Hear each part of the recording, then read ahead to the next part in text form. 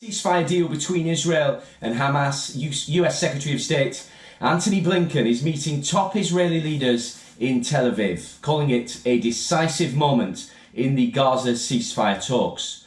Blinken said it was probably the best, maybe the last opportunity to get the hostages home.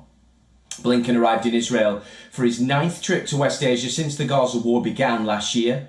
Speaking before the meeting, Israeli President Isaac Herzog, the top US diplomat, said Washington was also working to ensure that there was no regional escalation amid concerns over a possible attack by Iran on Israel. This is a decisive moment, probably the best, maybe the last opportunity to get the hostages home, to get a ceasefire, and to put everyone on a better path to enduring peace and security. I'm here as part of an intensive diplomatic effort on President Biden's instructions to try to get this agreement to the line and ultimately over the line. It is time for it to get done. Before arriving in Israel, Blinken spoke to Saudi Arabia's Foreign Minister Prince Faisal bin Farhan, and the two leaders discussed the war in Gaza and developments in Sudan and Yemen during a phone call. The US Secretary of State will travel to Cairo on Tuesday, where ceasefire talks will resume. In Tel Aviv, one person was killed after a bomb he was carrying in his bag went off. A senior Israeli police officer said that they were probing an explosion in Tel Aviv as a possible terror attack. The attack came as Israel continued to pound the Gaza Strip. Gaza health authorities claim the Israeli strikes across Gaza have led to 24 deaths over the weekend. This includes a woman and her 6 children. Another Israeli airstrike hit a residential building in Nuseirat on Sunday.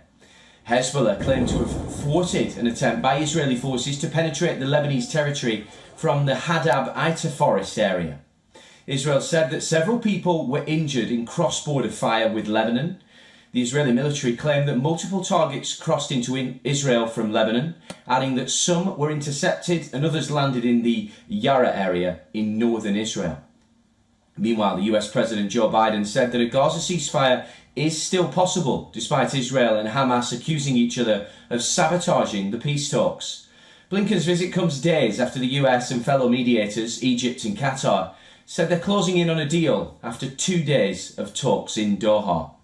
But recent statements from Israel and Hamas do not match the optimistic tone of the mediators. Benjamin Netanyahu has accused Hamas of sabotaging truce talks. Hamas, on the other hand, has accused Netanyahu of obstructing an agreement for a truce and hostage exchange in Gaza. Hamas has called the new proposal for a ceasefire deal too close to Netanyahu's recent positions, raising doubts over the success of peace talks in Cairo.